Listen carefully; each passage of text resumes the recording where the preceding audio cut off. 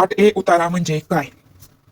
8A उतारा हा जमिनीचा महत्वाचा महसुली नोंदवहीतील उतारा आहे. याला इंडेक्स 8A जमाबंदी उतारा किंवा गाव गाव नोंदवही क्रमांक 8A असेही म्हणतात. हा उतारा जमिनीचा मालक कोण आहे, कोणता हक्क आहे आणि शेवटची महसुली स्थिती काय आहे हे दाखवतो.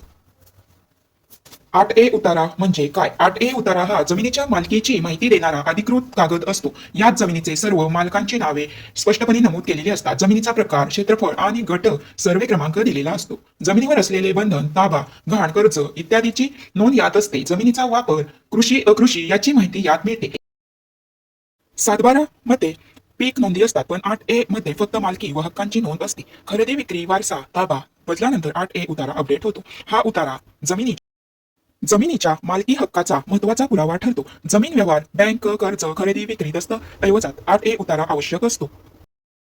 तलाठी कार्यालय, सेतू सुविधा केंद्र, महाभूलेख वेबसाईटवरून 8A उतारा मिळतो.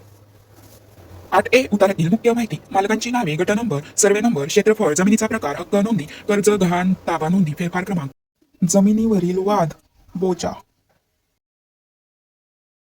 थोडक्यात 8A उतारा हा जमिनीच्या मालकी व हक्कांची नोंद ठेवणारा अधिकृत महसुली उतारा आहे, ज्यात मालक,